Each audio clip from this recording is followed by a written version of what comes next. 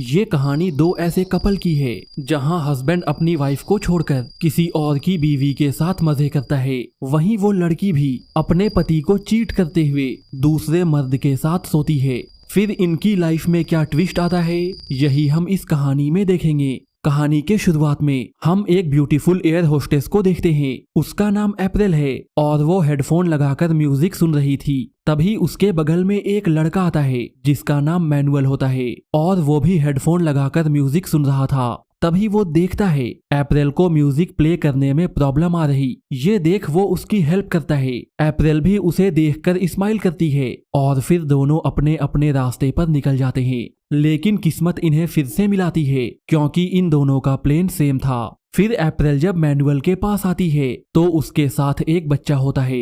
वो मैनुअल से कहती है ये सीट इस बच्चे का है। इसके बाद वो बच्चा विंडो सीट में जाकर बैठ जाता है। यहाँ अप्रैल मैनुअल से कहती है ये बच्चा अकेले ही ट्रैवल कर रहा और इसके पेरेंट्स ने मुझ पर इसकी जिम्मेदारी सौंपी है। चूंकि तुम इस बच्चे के पास बैठे हो इसलिए अब तुम इस बच्चे का ध्यान रखना।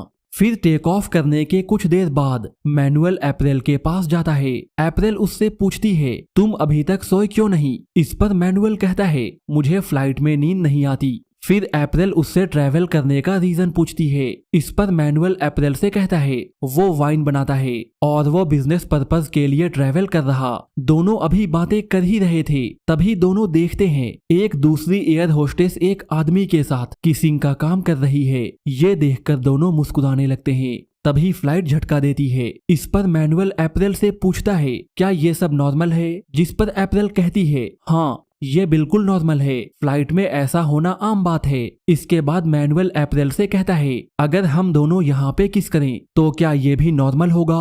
इससे पहले कि अप्रैल उसकी बातों का जवाब देती वो एयर होस्टेस जो अंदर किसिंग कर रही थी वो बाहर आ जाती है और इसलिए मैनुअल को यहाँ से जाना होता है। लेकिन थोड़ी देर बाद जब वो एयर होस्टेस कहीं जाती है तब मैनुअल वापस अप्रैल के पास आता है। उसे देखकर अप्रैल उससे कहती है तुम्हें बार बार यहाँ नहीं आना चाहिए। यहाँ मैनुअल उससे उसके टैटू के बारे पूछता है। इस पर अप्रैल उसे बताती है ये टैटू मेरे एक्स की निशानी है। वो यहाँ अपने थाइज में बने टैटू भी मैनुअल को दिखाती है। मैनुअल जैसे ही उस टैटू को छूने का ट्राई करता है अप्रैल उसे यहाँ से जाने को कहती है। तभी फ्लाइट में टर्ब्यूलेंस आता है और मैनुअल लड़खड़ा जाता है। अप्रैल उसे संभालती है और इसके बाद दोनों यहाँ पर किस करते हैं। फिर मैनुअल उससे डिनर के लिए पूछता है और अप्रैल इसके लिए मान जाती है। फिर फ्लाइट लैंड करने के बाद अप्रैल मैनुअल का वेट करती है लेकिन कस्टम में कुछ प्रॉब्लम्स हो जाने की वजह से पैसेंजर्स को बाहर जाने नहीं दिया जाता।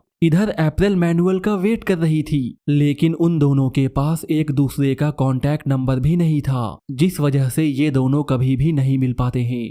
अब देखते ही देखते 7 साल बीत चुके हैं और अप्रैल की शादी ब्रूनो नाम के एक आदमी से हो चुकी है। ब्रूनो एक रॉक स्टार है और उन दोनों का एक बेटा भी होता है। वहीं दूसरी ओर हम मैनुअल को देखते हैं और उसकी भी शादी हो चुकी है। मैनुअल की बीवी का नाम लॉरा है और इन दोनों की भी एक बेटी होती है। ब्रूनो को अपने शो की वजह से हमेशा ही ट्रैवल करना होता है। वहीं अप्रैल अभी तक एयर होस्टेस का काम कर रही थी जिस वजह से ये दोनों अपना ज्यादातर समय फ्लाइट में ही बिताते हैं। अप्रैल को आज कोलंबिया की फ्लाइट में जाना था। वहीं मैनुअल भी अपने काम के सिलसिले में कोलंबिया ही जा रहा था। किस्मत से दोनों एक ही होटल में रुकते हैं। यहाँ पर अप्रैल मैनुअल को देखती है लेकिन उसे इग्नोर करके यहाँ से जाने लगती है। तभी मैनुअल उसके सामने आकर उससे पूछता है क्या तुम मुझे भूल गई। जिस पर अप्रैल कहती है बिल्कुल नहीं। मैनुअल उससे कहता है मैंने तुम्हें बहुत ढूंढा लेकिन तुम मुझे नहीं मिली। फिर मैनुअल उससे लंच के लिए पूछता है और अप्रैल मान जाती है। लंच करते समय अप्रैल मैनुअल से कहती है उसने उस दिन पूरे 5 घंटे तक वेट किया था। जिस पर मैनुअल उसे बताता है उस दिन हमें एयरपोर्ट पर ही रोक लिया गया था। यहाँ अप्रैल अपने हस्बैंड को कॉल करने का ट्राई करती है लेकिन फोन पर नेटवर्क नहीं होता। फिर वो मैनुअल को अपने हस्बैंड और अपने बेटे की फोटो दिखाती है। मैनुअल भी उसे अपनी फैमिली फोटो दिखाता है। ये देख अप्रैल कहती है आखिर तुम्हें सच्चा प्यार मिल ही गया। जिस पर मैनुअल उससे कहता है सच्चा प्यार हमारे बीच भी हो सकता था लेकिन शायद किस्मत को कुछ और ही मंजूर था। यहाँ पर मैनुअल अप्रैल से कहता है मुझे उस दिन तुमसे प्यार हो गया था। इस पर अप्रैल कहती है सिर्फ एक किस की वजह से तुम्हें मुझसे प्यार हो गया, और ये कहकर अप्रैल यहाँ से चली जाती है। रात में वो अपने बॉस की पार्टी ज्वाइन करती है, लेकिन यहाँ उसे फिर से मैनुअल दिखाई देता है जो कि उसे ही देख रहा था। वो मैनुअल को अपने साथ डांस करने के लिए कहती है। डांस करने के बाद दोनों एक शांत जगह पर जाते हैं। यहाँ अप्रैल मैनुअल के गालों पर किस करने ही वाली थी, तभी मैनुअल उसके होठों को चूमने लगता है। अब दोनों खुद को रोक नहीं पा रहे थे, लेकिन किसी तरह अप्रैल खुद को कंट्रोल कर लेती है। अगले दिन अप्रैल देखती है मैनुअल अपने वाइन के सैंपल्स कस्टमर को दिखा रहा। फिर इसके बाद दोनों बाहर मिलते हैं और काफी इंजॉय करते हैं। दोनों एक जगह रुककर काफी बातें भी करते हैं। बातों ही बातों में अप्रैल मैनुअल को किस करने लगती है और इसके बाद होटल में आकर दोनों एक दूसरे के साथ मजे करते हैं। यहाँ पर मैनुअल अप्रैल को एक रिंग गिफ्ट करता है। तभी मैनुअल की वाइफ का कॉल आता है। मैनुअल उसे बताता है वो एक मीटिंग में है। ये सुनकर अप्रैल सैड हो जाती है, क्योंकि वो सोचती है वो दोनों ही अपने पार्टनर्स को चीट कर रहे। अप्रैल को सैड देखकर मैनुअल पूछता है तुम्हें क्या हुआ, क्या तुम मेरे वाइफ की कॉल की वजह से अपसेट हो। इस पर अप्रैल कहती है नहीं, मैं अपसेट इसलिए हूँ क्योंकि हम दोनों ही अपने पार्टनर्स को चीट कर रहे और हम दोनों का कोई फ्यूचर भी नहीं है। ये कहकर वो यहाँ से चली जाती है। अब कई दिन बीत चुके हैं, लेकिन मैनुअल का मन काम में नहीं लगता। वो बार बार अप्रैल को याद करके उसकी फोटो देख रहा था। फिर जब उससे रहा नहीं जाता तो वो अप्रैल से मिलने के लिए उसे मैसेज करता है, लेकिन अप्रैल उसे मना कर देती है, जिस वजह से मैनुअल उदास हो जाता है। अगले सीन में हम मैनुअल की वाइफ को देखते हैं जो ब्रूनो का फोटो शूट कर रही थी। तभी मैनुअल यहाँ पे आता है और अप्रैल भी अपने पति के ही साथ थी। एक बार फिर से अप्रैल और मैनुअल आमने सामने आ जाते हैं। इधर लौरा और ब्रूनो शूट में बिजी थे। तभी मैनुअल अप्रैल को सेड्यूस करने लगता है और उसे कमरे में आने को कहता है। ये सुनकर अप्रैल बहुत गुस्सा होती है और यहाँ से चली जाती है, लेकिन बाद में उससे भी रहा नहीं जाता और वो मैनुअल के कमरे में पहुंच जाती है। यहाँ पर दोनों एक बार फिर से एंजॉय करते हैं, लेकिन इसी दौरान अप्रैल अपने बेटे को स्कूल से पिक करना भूल जाती है, जिस कारण ब्रूनो को उसे पिक करना होता है।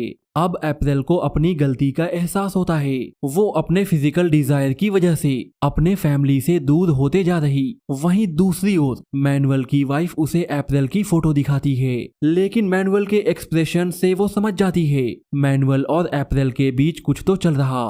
अब लौरा को भी इन दोनों के अफेयर के बारे सब पता चल चुका था। यहाँ मैनुअल लौरा से कहता है मैं तुम्हें बताना ही चाहता था, कभी कभी ये सब चीजें हो जाती है। इस पर लौरा उससे कहती है लेकिन मुझसे तो नहीं होती। इधर अप्रैल भी अपने गिल्ट को कंट्रोल नहीं कर पाती और ब्रूनो को सारी सच्चाई बता देती है। इस बात को लेकर ब्रूनो उस पर काफी गुस्सा करता है। अप्रैल को भी बहुत गुस्सा आता है और वो कहती है मैं तुम्हें छोड़कर जा रही। इस पर ब्रूनो कहता है मैं तुम्हें कभी भी माफ नहीं करूंगा। इसके बाद अप्रैल मैनुअल को मैसेज करती है और इसके बाद अप्रैल और मैनुअल एयरपोर्ट की ओर जाते हैं, लेकिन रास्ते में मैनुअल टैक्सी से उतर जाता है। वो काफी परेशान लग रहा था।